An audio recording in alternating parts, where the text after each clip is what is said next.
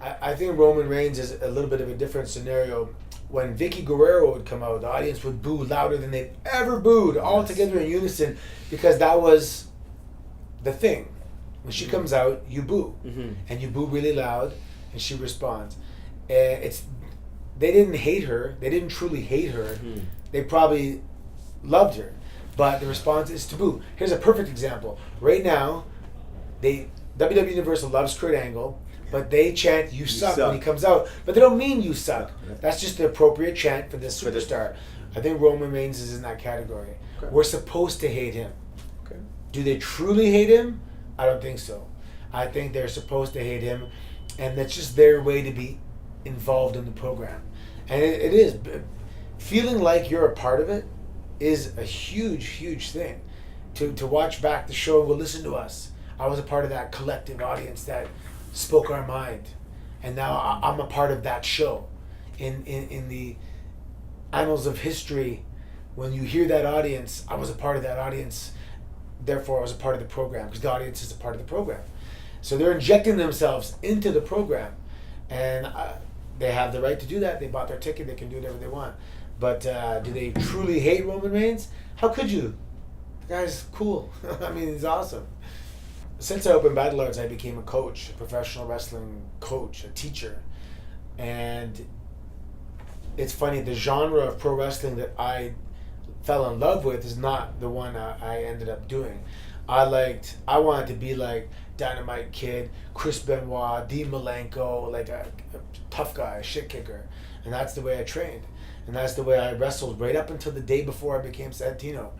And then, hey, if they're offering you a job, you do whatever the boss wants. So all those skills and those that repertoire was out the window, and I did what they wanted, and I became Santino, and they lived happily ever after. But that being said, when I was learning to be a wrestler, see, they already came out and said it's a work. It's not real competition. It's not sports. It's fake, right? Fake.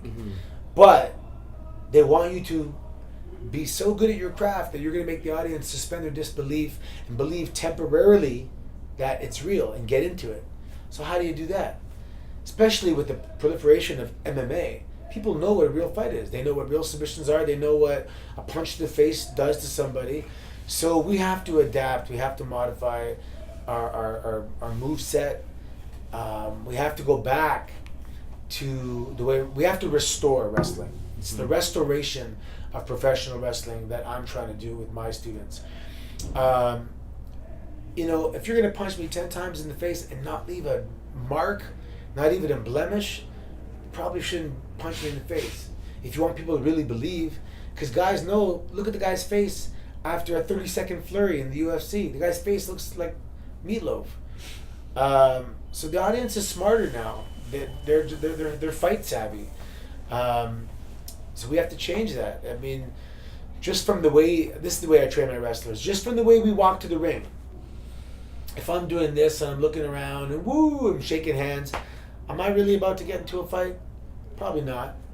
If I came to the ring with a very serious, almost nervous, concerned look on my face, didn't even look at the audience, came to the ring and focused on my opponent, I'd be like, oh damn, this guy looks like he's serious here. But wrestling is an interesting phenomenon, because what happens is we let fans become wrestlers now.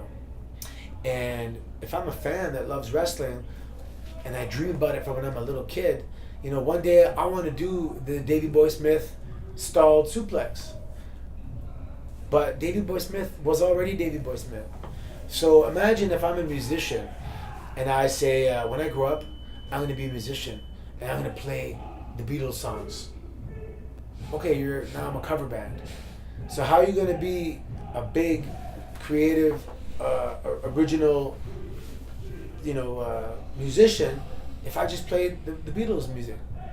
Or I'm just doing covers of other people's music. And that's what's happening today. When we wrestle, it's guys just picking and choosing moves that they've seen in the past from other wrestlers, and they're just kind of putting it together. And you can even see this guy does the Rock's elbow, this guy does this move, this guy does that move. Um, Super K. so we have to challenge ourselves, and I was mentioning earlier about the 20-80 rule. 80% of all matches are probably comprised of about 20% of the moves, and we have to step outside that 20% because the goal is, one, to be believable, two, to be unique and interesting. So if every match starts off with lock up, headlock, shoot 'em off, tackle, what? Imagine if every song started the same. You get pretty bored. Or imagine you went to a concert and it was the same song by 10 different artists. Yeah, they would sound a little different. Their voices, maybe they could speed it up, slow it down. One would be acoustic, but it's the same song at the end of the day. And by the 10th time you hear it, you're going to be bored. And that's what's happening. So the fans that you see, the wrestlers you see today, were fans of previous wrestlers, who were fans of previous wrestlers. And the wrestlers of tomorrow are probably fans of today's wrestlers, which means you're just seeing the same wrestling regurgitated for the last 3 generations. We have to restore it to what it once was. We gotta take away the closed fist punches to the face, and that was when wrestling was easy. Because if I'm not allowed to punch you in the face, and I look around and punch you in the face, well, that's it. I'm cheating. I'm a bad guy. But now guys are just teeing off, punching each other in the head, and not leaving a mark. So there's a lot of little subtle things we can do. Guys wrestling for the first 10 seconds, and they have a 2 count, 2.5 count. What? You got to earn that, man. You got to start off with a 0 count, a 1 count, a 1 count, a 1 count, maybe 1.5 count, 2 count. Because what you're doing, the closer you get to 3, the closer you're getting to winning. So that's what the suspense is. Whoop, is getting closer every time. Just like watching a boxing match. The guy gets knocked down, stands right up. He's not close to being knocked out. The guy gets knocked down, and he's stumbling up till 6 or 7. Oh, he's getting close. And all of a sudden, he just beats the 10 count. That's exciting because he's so close to victory. And we got to do those things, but we don't do those things. So my goal here, and a lot of guys that come here, they have a certain vision of what they want to do in their mind, and my job is to say, okay, see that vision, get rid of it, because otherwise you're going to be one of a million people, or do you want to be one in a million people? And you got to be unique. So if everyone's doing this, I'm doing the opposite, and and that's what I was. Everyone was doing the same thing. I did something totally different. I did that battle art style, and I got hired because of that. So I know it works. I was 5'10". I was 32 years old. I should not have been hired. It was an anomaly, but I was very believable, and I was different, and so I know that works. So I'm training these guys to be like that.